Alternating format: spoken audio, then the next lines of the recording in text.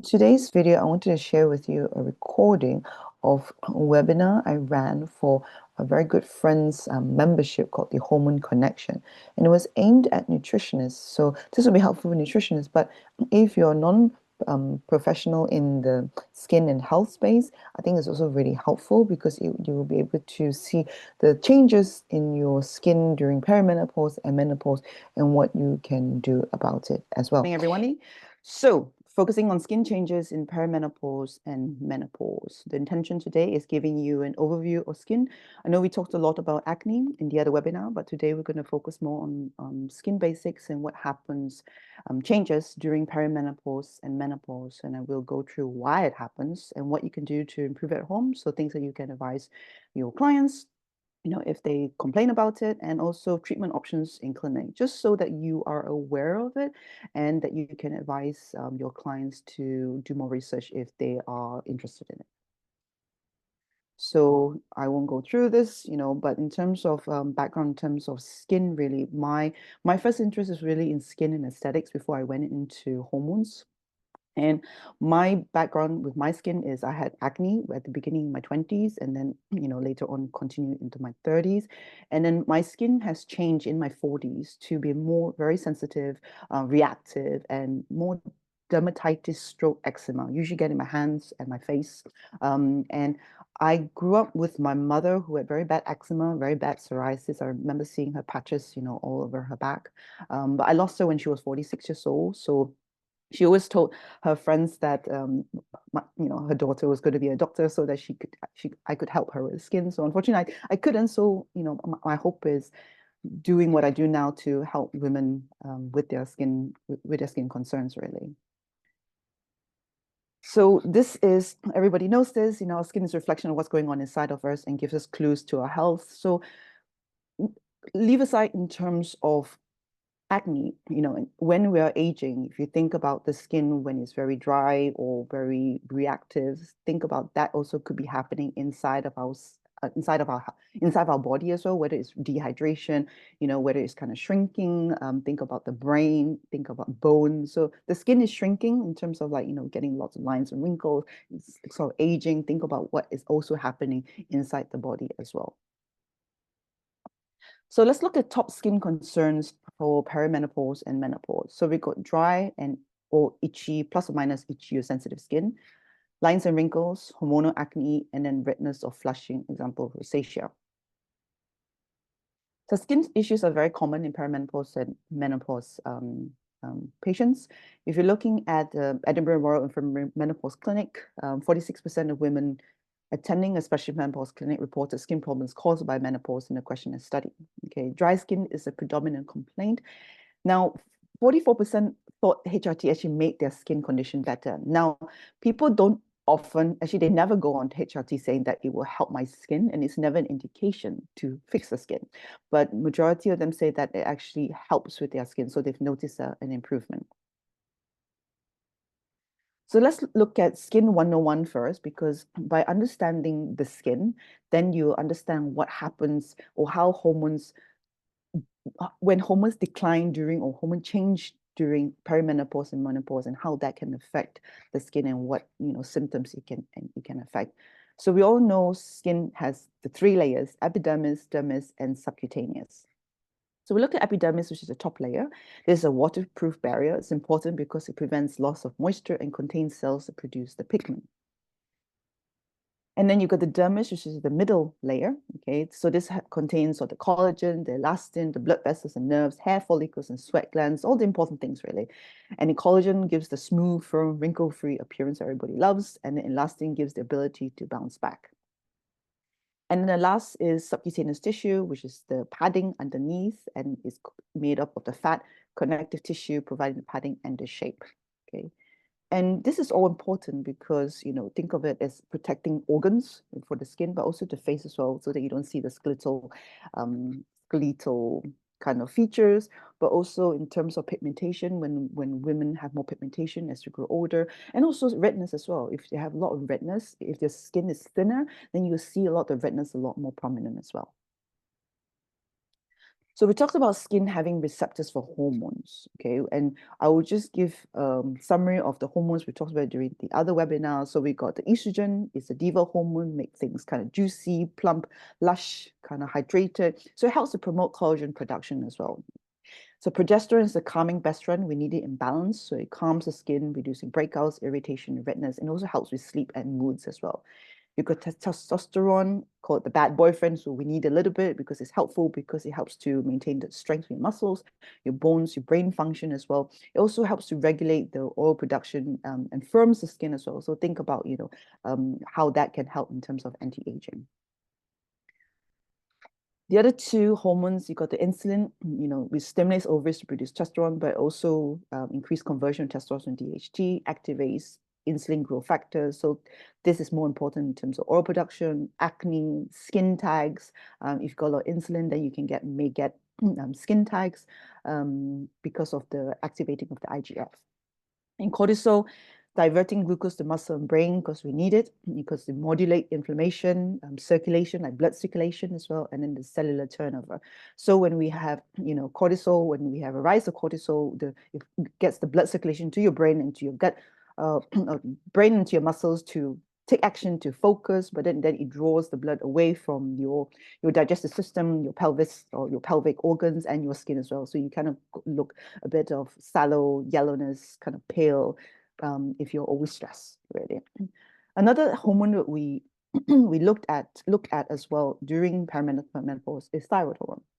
I call it the builder hormone because it's responsible for weight, moods, metabolism, energy production, energy management. So thyroid problems can cause skin dryness, itchiness, and also water retention like puffiness as well.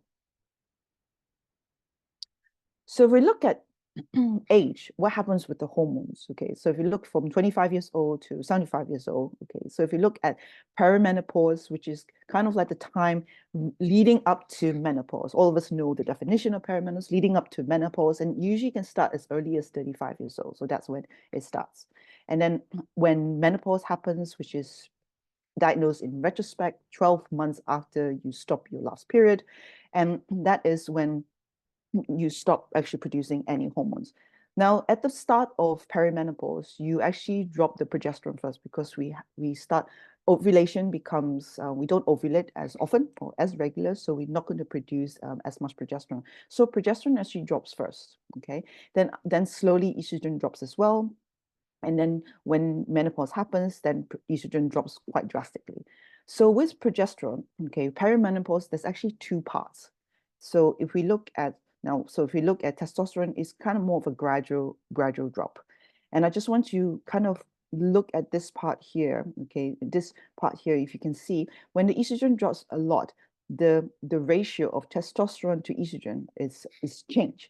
So before you get testosterone is a lot lower and estrogen is a lot higher. But when in menopause, the testosterone is a lot higher. So that's where you can get the more hormonal acne in the older age because there's a change of ratio.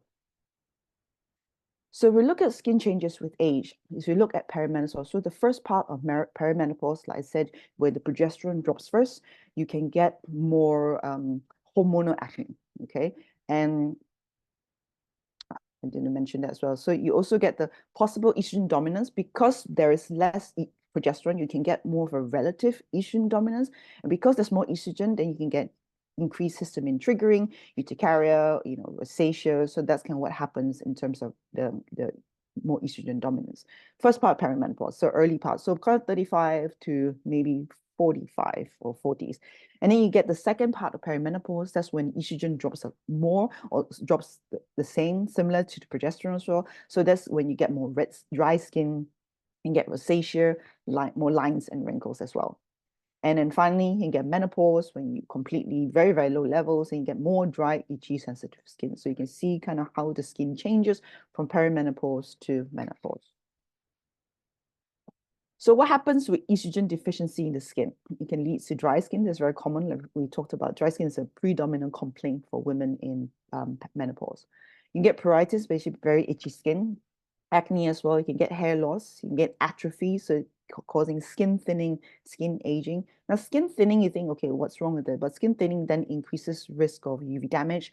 You can increase a risk of bruising as well. You can look at more pigmentation and also more redness and flushing. And accelerated facial aging in terms of bony changes. If we don't do anything, as we know, estrogen is very important for bone health and bone density. So if we think about, older ladies in the olden days, they start shrinking, so the spine shortens. But it's not only the spine, but other parts of the bones also kind of shrink. So higher risk of osteoporosis, but also the face changes as well. So if we look at what happens in the skin's natural hydration mechanism. Okay, so estrogen actually stimulates production of ceramides, which makes up 50% of the epidermis, sebum, and hyaluronic acid. So what is ceramides? So if you look at, this is epidermis, okay, of the skin on the top. So we talk about the epidermis, the dermis, and then the subcutaneous. So take a little cross section of that. So this is the stratum corneum, which is the top layer, okay? And then within that, okay, this lipid matrix, they kind of like interconnect with each other, okay? And then you get the ceramides within that. So ceramides is one of the lipids in the epidermis alongside with cholesterol and free fatty acids. That's why you see a lot of creams. They have ceramides, cholesterol, and also like free fatty acids sometimes, okay? So that's because we need that for dry skin. So it's actually made of linoleic acid.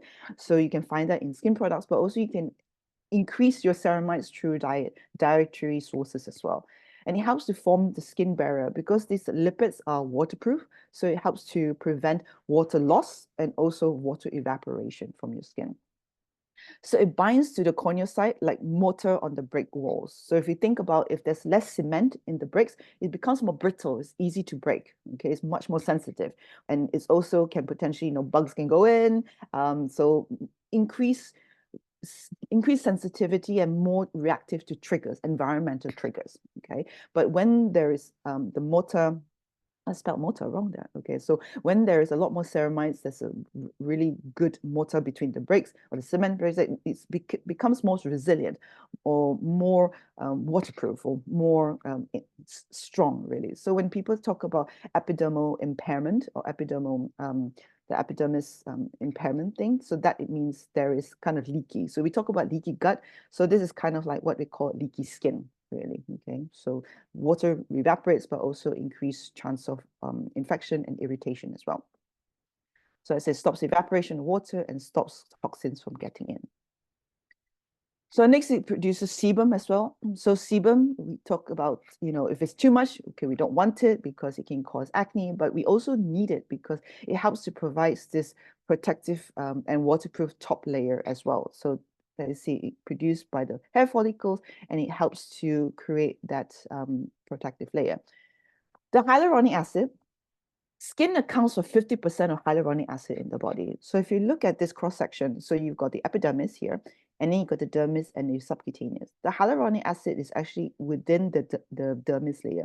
So if you look at your elastin, your collagen, okay, so your hyaluronic acid is in between these collagen and elastin. So if you have more hyaluronic acid in a way, so it kind of keeps it plump, okay, kind of like, so instead of the collagen or elastin kind of bunching up together, it helps to kind of keep it, keep the shape, if you like. So it keeps the plumpness. So if you don't have hyaluronic, they come all crumpled all together, and that's when you get the lines and wrinkles, and more skin changes with age. And it's found in the dermis and its ability to hold on to water. They say 1,000 times of its weight in water. So what happens without these substances? So as we age, through hormones, when we decline on estrogen, when we have less ceramides, sebum, and also the hyaluronic acid, so water starts to evaporate, so you can get dryness.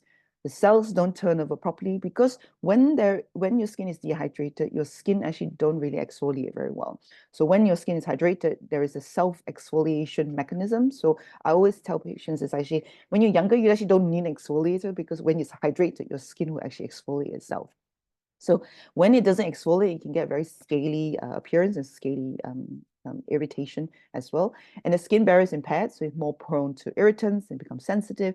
Itchy skin, because when it's irritable, you get histamine release, and you get itchy skin, and then potentially can trigger eczema as well. So this is an example, I don't know if you've seen this on yourself or even, on your parents. I know I get it a lot on my legs and my shin because it's an area we forget. We forget to moisturize. It's called xerosis. It's a dryness of the skin with this paving stone appearance. So let's look at dry, itchy, sensitive skin. Let's focus on that really. What can we do? So we can prevent it, okay, avoiding soaps. So soaps can decrease the skin's natural sebum. So that's why I'm very wary of like acids, because you're kind of stripping a lot of the natural sebum which your skin needs. A lot of them can be too alkaline, which our skin pH is, slightly more on the acidic side, and also can directly break down the proteins which we need for our skin. So these are some of the pH of common soap products. You can see, even you can see baby soap. It's 11.9. It's actually really high. So you think about, it's actually, they think, oh, baby soap could be gentle. My skin is actually not. It's actually very drying to the skin, and in a way, you don't actually need it. So you can use soap substitute or low pH cleansers. Okay, so these are, you can get it from the pharmacy. You don't need prescription, and they're non-fragrance. It's not very exciting, but they do the trick. So somebody who's very, very dry skin, you can start with this first, and then slowly build up. When your skin's a lot more hydrated, then they can invest in other cleansers that has more sensory enjoyment, if you like. And these are some of the low pH cleansers as well. So, avoiding kind of ingredients like SLS and LCLS, which foams up. So any foaming cleansers is not good because that can really, really dry the skin. So a question I like to ask my patients is, after in the morning, how does your skin feel in the morning? If your skin feels really tight, really dry, it's very likely that it's very dehydrated. And also, after you washing your face, does your skin feel so tight that you have to put on moisturizer straight away, or it feels really like tight and uncomfortable? Then I know, okay, it's dehydration, or the product that they're using is just too dry. So I would avoid toners, exfoliating scrubs. It's just not necessary, and I would focus more hydrating the skin first, and then using, if they want to use an exfoliation, I will use more chemical exfoliation, like the fruit enzymes or lactic acids, because that would gently kind of break down the bonds of the thick or any scaly areas, because if there's too much scales, then the moisture can't penetrate into the skin as well, really, so it's kind of the fine balance. But if the skin is very sensitive or very reactive, I would leave that off first. Just moisturize. The scales will slowly eventually come off, and then little by little, then they can add the lactic acid or fruit enzymes. So again, be careful with acids, peels, and retinoids. So products, this is kind of like my standard go-to, even for acne as well. We want to reduce inflammation, repair and maintain the epidermal barrier, and then replenish the moisture. Because when you do that, then the skin works on its own. So the same way as like our body as well. If you feed it right, give it the right nutrients, right vitamins, right minerals, optimize your detoxification, then it would do its job really. Less, we don't want to fiddle around too much. So we look at moisturization. Okay, there's different things that you can do. You can have occlusive agents. So depending on how dry and how sensitive and reactive or itchy the skin is, so you want to do occlusive agents. So this helps to stop the evaporation. So the skin is very thin, so this helps to stop the evaporation. So these are ingredients that you may find in your products as well, like mineral oils, synthetic oils, vegetable oils, paraffin, silicone oils. Okay, so these are just some things that you can look at. Ceramides that we talk about, helps to repair and maintain the barrier because it's adding that mortar, the cement, into the bricks to help to prevent that leaky skin, like, so comes in linoleic acid, or these very, very long letters or words that you can read. The next one is humectants. Humectants is holding water in the skin, like glycerin, urea, sorbitol, and hyaluronic acid as well. So extra support that you can, support your clients with is adding a hyaluronic acid serum before moisturizer. Again, is a humectant, adding extra hydration. Adding a calming ingredient like niacinamide just calms the redness. Niacinamide is vitamin B3. It also gives energy as well to the cells to help to encourage production as well. I like to use a facial oil after moisturizer, so I use that as more of an occlusive. So anytime my skin gets very sensitive or I get dermatitis or eczema, I put a facial oil on top of that as well. You can use hydrating sheet mask or a sleeping mask overnight. I tend to use sleeping masks almost every day now. So basically, it's like a hydrating mask, but you just leave it overnight, really. So it just helps to hydrate the skin. So in the morning, my skin just feels plump and calm. That's all I want, plump and calm. So once your skin is calm, then you can add more active ingredients like the peptides and retinol. So stronger ingredients. It's not like forever you don't use it, but it's just later on then you can add it on when your skin is stronger or more resilient to receive that. I would avoid caffeine and alcohol because it's very dehydrating, especially with somebody who's very dry skin already or itchy skin. Get a humidifier in the bedroom, eating enough protein and healthy fats. That's where the diet comes in. Taking omega-3 supplement. For patients with dry skin, I almost double the omega-3. So if they're taking 1,000, I would double it to 2,000. If taking 2,000, I would double it to 4,000. Okay, so if 4,000 is the maximum, I would go. It just helps, with the ceramides and like remember we're saying the cholesterol and the lipids in the epidermis as well. Now, there's a lot of talk, I know on WhatsApp talking about taking a collagen supplement. It really depends because collagen at the end of the day is amino acids. The gut will break it down and it just disappears. So you need to find one. So again, you want to optimize your gut absorption and then you also diet. And then the collagen supplement, I would say, is it add-on, is it extra part. Fine if somebody doesn't eat meat, doesn't have that natural source of protein, they can have it. And they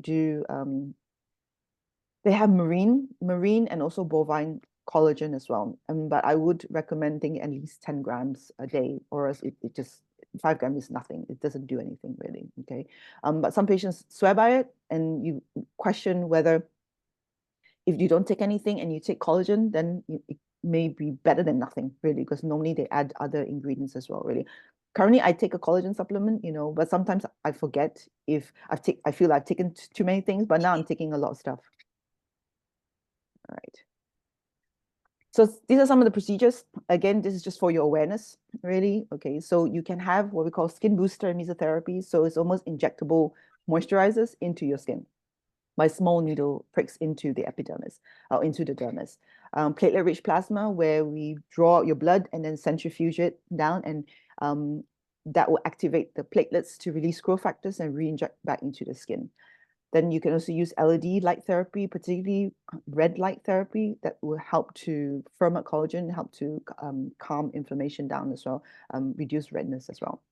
And microneedling is what we call collagen induction therapy. So that helps to stimulate collagen as well. So microneedling, you can do it in clinic or you can do it at home as well. And you can use it on your skin, but also you can use it on hair. So somebody who has hair loss, then I recommend them using microneedling, just once a week using microneedling, and then alternate days, or when on the days that they don't microneedling, they can use something like minoxidil or even rosemary oil to massage it into the scalp to help hair growth. So the benefits of skin treatments in clinic: you speed up the healing and recovery. It enhances home skincare routines. It allows deeper penetration of moisture, again, because you're going deeper into the skin. And it helps to boost collagen production so the skin becomes resilient. So patients who are very, very dry, very, very sensitive skin, and they feel that, skincare is not enough, I normally put them in intensive skin treatments first, just get the moisture in so that your skin is just comfortable. Because you think about, if the skin is dry, every time it cracks, so it's what I call it micro trauma, it's just going to release histamine. So when you release histamine, that's going to start the whole chain of reactivity, sensitivity, redness, back again, really. So it's the uncomfortability part. So I think it's really good, as you're helping your clients in this stage, work on your diet, working on their sleep and rest and everything, reducing inflammation, reducing reactivity. You want to make sure, what they're putting on their skin as well is also supporting them, because you don't want to, what they're doing kind of offset the good stuff that you are doing, really, because it's irritating the skin from the outside.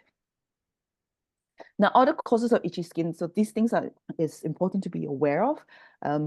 Underlying atopy. So somebody who had eczema when they were younger, or maybe had a family history of eczema, during perimenopause and menopause, it can come out again, just because of hormone changes, stress, no one really knows why it triggers it, but again, it could be the fluctuations, histamine changes, gut microbial changes, immunity changes, how you respond to stress, sleep. So all that underlying things can then trigger it to come back. Urticaria spectrum is basically all kinds of urticaria. So some people when they scratch or draw on themselves, then it increases more, and their histamine reaction just becomes a bit more overreactive, if you like. So some people are more histamine intolerant, if you like. Oh dear, hold on. Sorry, what is it? Oh, what happened there? Can you guys still see my screen? Yep. Okay, just something happened with my. Yeah, We okay, can good. still see you. Yeah, good. Something happened just now. This is like, where is my screen? Other things to be aware in terms of blood tests. Okay, so low iron status can potentially cause itchy skin, thyroid problems. So that's also another important one. More hypothyroidism, again, because it's causing dry skin.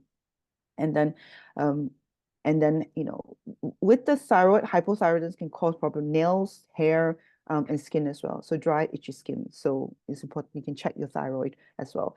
Gut dysbiosis, food sensitivities, histamine intolerance as well. Very, very rare weight loss, low appetite, or more sudden weight loss can cause that. Calcium and myeloma screen, and potential malignancy again. Again, this is very, very, very rare, really.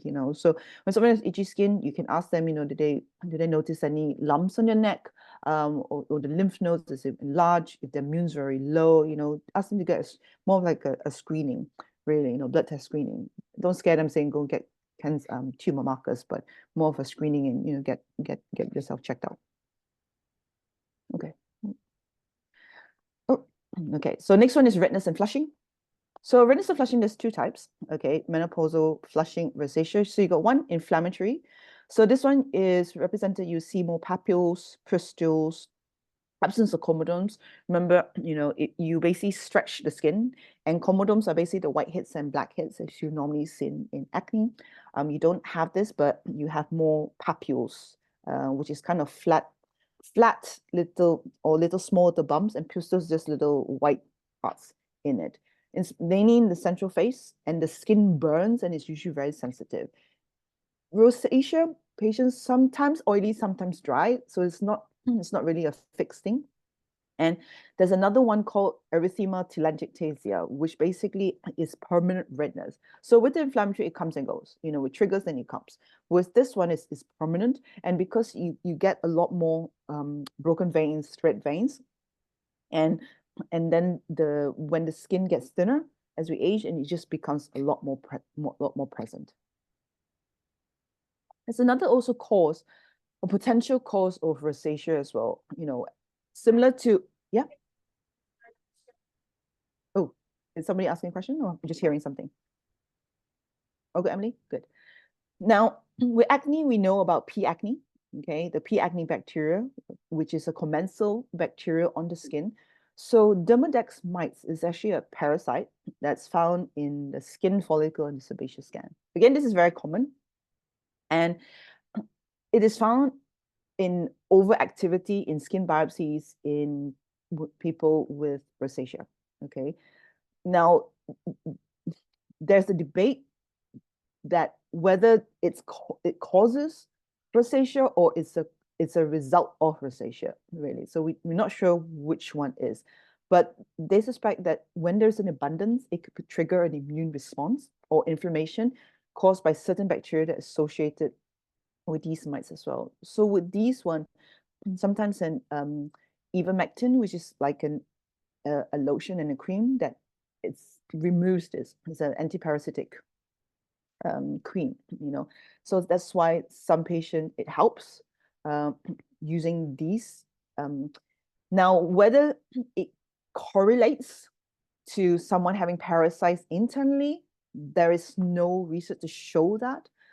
But if somebody has low immunity, that can definitely increase potential,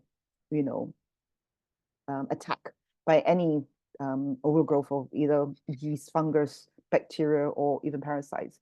So I always find stool test is always really helpful, just to make sure nothing else is going on, that they can help to reduce the, how do you say, the inflammatory or the toxic burden of an individual. Okay. So this is similar to when you have acne and people talk about, okay, you can do the blue light. So blue light only attacks the P. acne bacteria. But again, acne, we know, is a multifactorial skin condition similar to rosacea. There's lots of multifactors and no one really knows the exact true cause of it. It's just triggers and things that can potentially makes it worse. So with blue light, it can help to remove the P. acne, but if you've got other problems, other contributing factors, that's not going to work alone. So things that you can help with redness or flushing or redness or rosacea, reduce avoiding triggers. So that's why the food sensitivity test helpful, gut, improving, reducing inflammation, the stool test, reducing sympathetic nervous system, that whole stress management part really is very important, just to reduce that. And again, I understand it's a challenge because it's a chicken and egg thing, because when their skin flare up, the last thing they feel is calm, if you like. But so at the beginning, they might feel very anxious, and then it's kind of trying to at least teach them or help coach them tools, really help them to have some tools to get the skin feel comfortable. Maybe don't look at the mirror at the beginning, just because when it's so red. But if they're used to it, then it's not a problem for them. They know that okay, it will pass. So just kind of like coach them to say that it's just now and it will pass. And what do I need to do? Because if they know that it has calmed before, and you teach them ways to calm it down, it will be able to calm itself again, basically. So I was, encourage and reassure patients with that. You can reduce redness with anti-redness serums, and then laser or IPL, intense pulse light, for if those have permanent red vessels. Botox can help, strangely.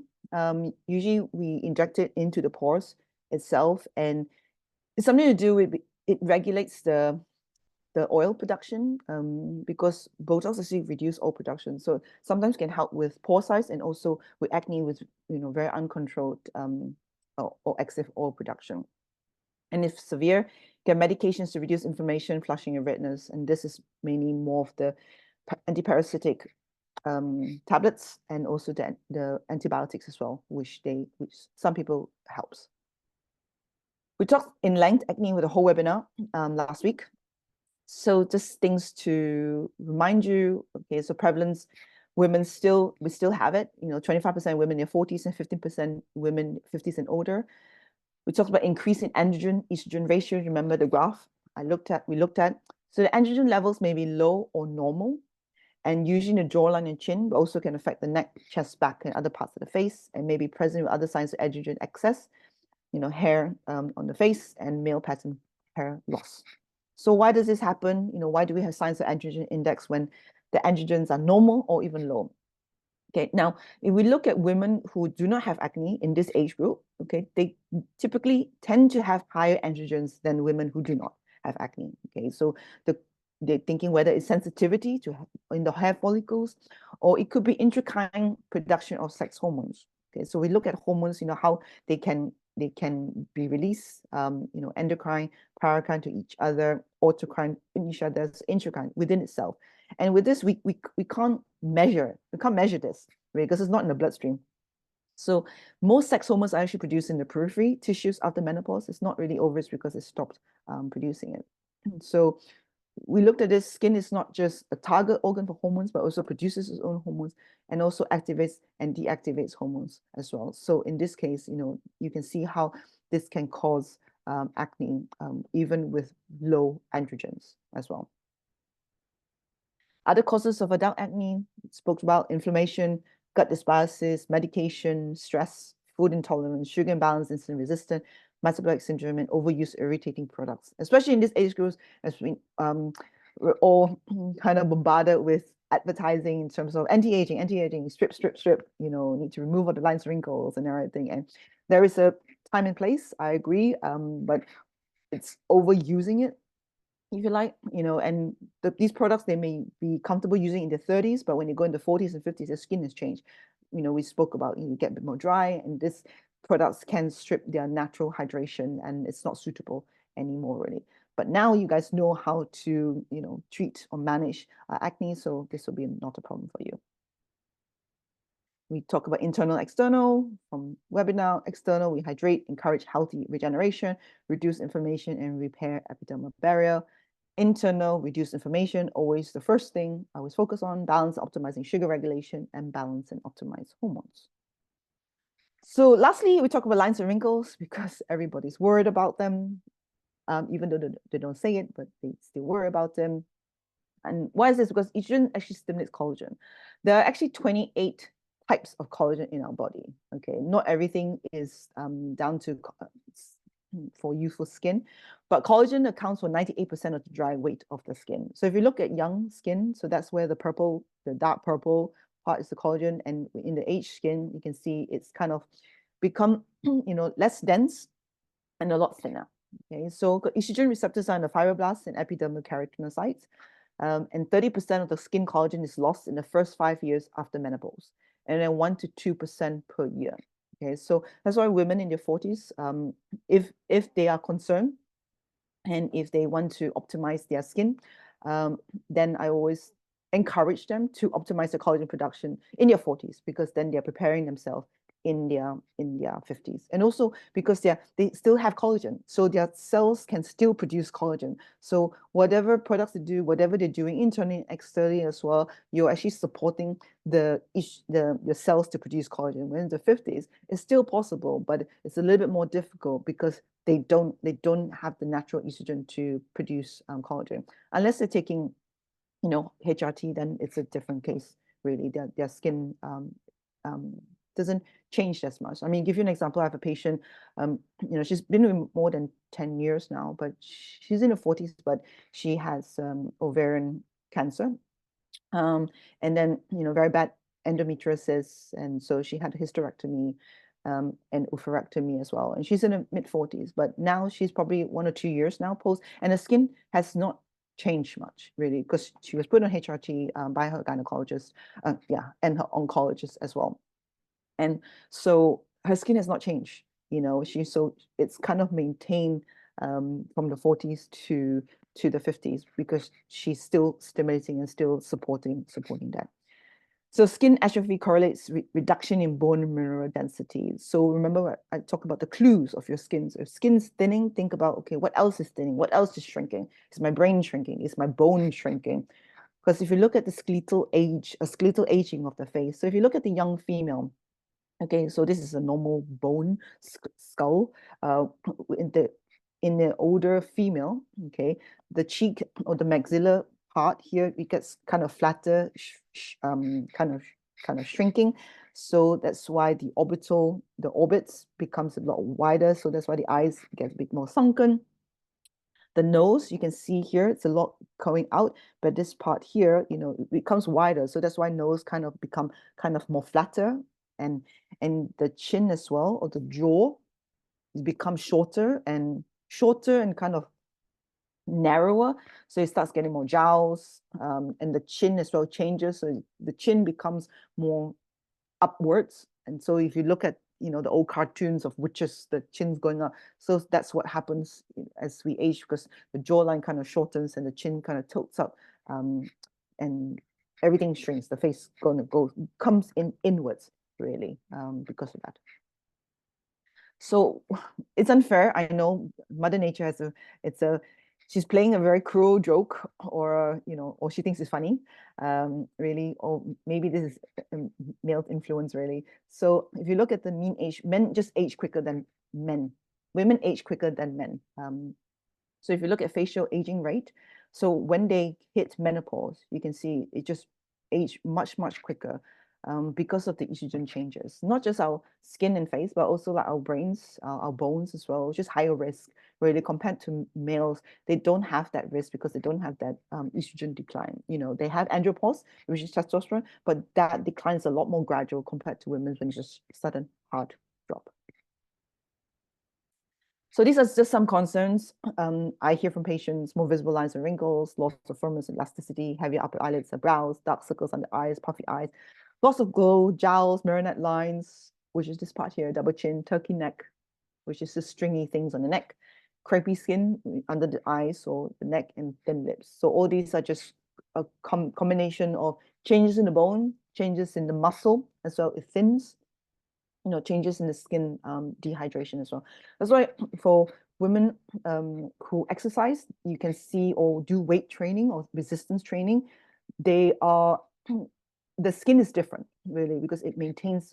Also, when you're exercising, when you're doing a lot of weight or resistance, building muscle. Okay, as we age, the muscle is much more difficult to keep and to maintain and to build, really. So if you can start as young as possible, it's very important. But that also helps to produce testosterone as well. So when you're in menopause, that will naturally produce testosterone and growth hormone as well, in which that will also help the skin maintain its firmness. Now, aging can also be worsened by UV damage, pollution, smoking, sugar, stress, sudden weight loss because we lose the fat, just drop, and also, vitamin deficiency and inflammation. So if you look at these pair of twins, there's a 61-year-old pair of twins. It just have different jobs. She works outside, lots of sun, and she works more indoor desk job. You can see what a difference really. They look at she looked almost like 10 years older because of pigmentation and kind of lines and wrinkles. So this lady here, she smokes and she doesn't. Again, you can see how that changes. So with the smoking, it's just basically free radicals. You're just breaking down the collagen. So it's, you're coaching your clients already with healthy living, and women or clients who come to you seeking nutritional help or health help, I know they're the type that they want to, they're probably not going to smoke. They're probably not going to drink, but they want to, or if they do, they want to stop it, really. So this is another thing that you can not to scare them, but saying that, okay, if you continue this way, if you like, this can happen. Okay. And sometimes, rightful or not, we're a vain species. And so we can say that, we don't want all the extra lines and wrinkles. So anti-aging skincare, some of my favorite ingredients, niacinamide, again, vitamin B3, I use it for everything. And vitamin C, because it helps with pigmentation, it helps with antioxidants, and also helps to prevent breakdown of collagen as well. Peptides is building blocks of collagen. Growth factors, God, I spelled ingredients wrong. Don't know how to spell this morning. And then stem cells as well. You have fruit stem cells, a lot, apple stem cells these days. You can add that as well, of course, protection SPF. Be careful with retinol. Only use it after addressing dryness, sensitivity, redness, and acne, because retinol can potentially irritate and make it worse. And of course, AHA, which is basically alpha hydroxy acid, like glycolic acids. I would not use it if your skin is sensitive or reactive at the beginning. Natural treatment options: gua sha, facial yoga, cosmetic acupuncture, face taping, which frownies is basically like a tape in between. So if you find that when you're sleeping, you naturally frown when you're sleeping, and you wake up, you get a line. So frownies is just putting a tape in between, and so you wake up, you don't have that line. Red light therapy is helpful. Microneedling, you can do at home from a derma roller. Mesotherapy, which I talked about, and platelet-rich plasma, which is the growth factors from the blood. Non-surgical treatment options, again, it's just for your awareness. Botox to relax muscles.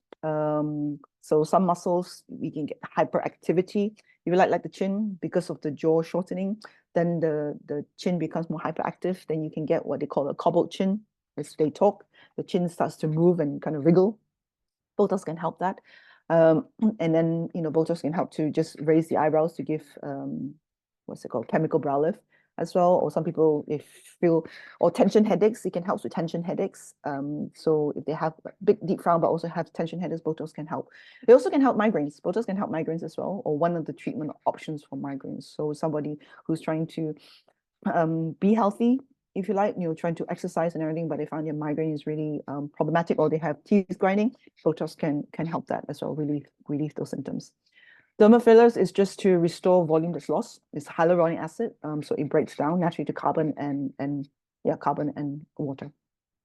Collagen biostimulator is, yeah, that's what it just says. Basically, it's injectable material or ingredients that stimulates the collagen. Is better more for people who has lost a lot of volume and they just need a little bit extra, because dermal fillers absorb water, so it can be heavy. So somebody who has lost a lot of volume that need volume replacement, we will do a collagen biostimulator later rather than dermal fillers. You can do also PDO threads, so lifting threads, so basically repositioning tissues that's dropped, or stimulating threads again, stimulating collagen. Energy-based therapy like COT lasers, Fraxel, Fractora. So all those more for removing pigmentation, a lot of sun damage. That's really helpful. I would say be careful with radio frequency and ultrasound, although they sound non-invasive, depending on who does it, depending on the intensity and the the machine, it can in a way melt the fat. And as we talk about, we want that padding on your face. We always joke, when we're younger, we want to look slimmer, but when we're older, we want to look fatter. Okay, just because of the face. Really, somebody who's rounder, you tend to look more youthful just because you have the padding. So radio frequency and ultrasound, although the idea is to firm the skin by heat, so you're actually shocking the tissues.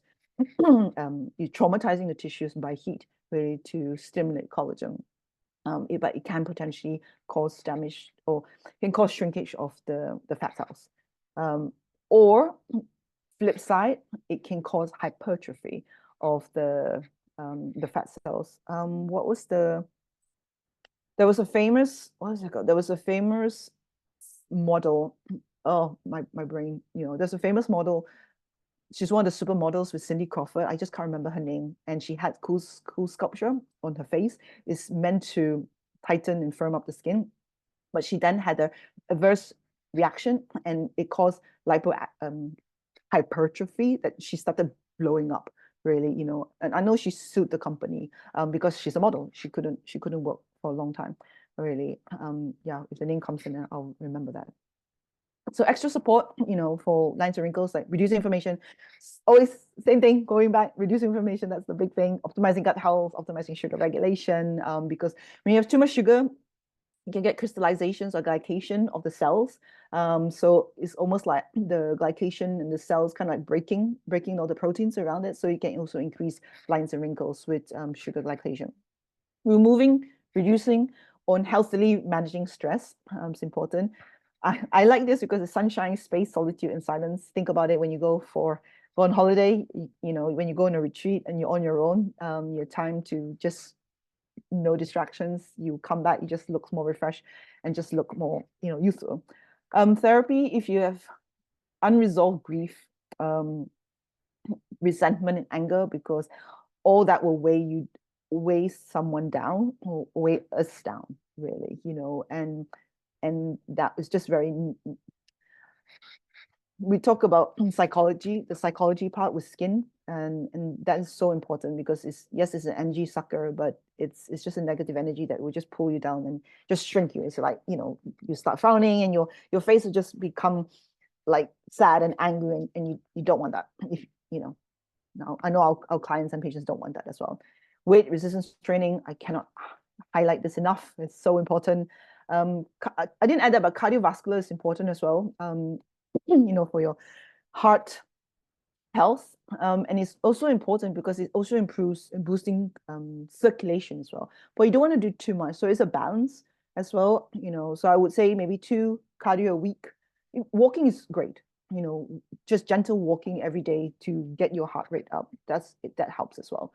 And then weight and resistance training 2-3 times a week. That will definitely help. And then creative pursuits, dancing, art, music, and doing things that you used to love when you're younger. Because when you're younger, your brain starts thinking youthfully, and then it will slowly show in your skin as well. I hope you found that presentation helpful, and I've removed the Q&A from the workshop and the resources because it does not apply me sharing this information with you. So, but if you have any questions on skin changes of perimenopause and menopause, let me know in the comment section below. I'll see you in the next video.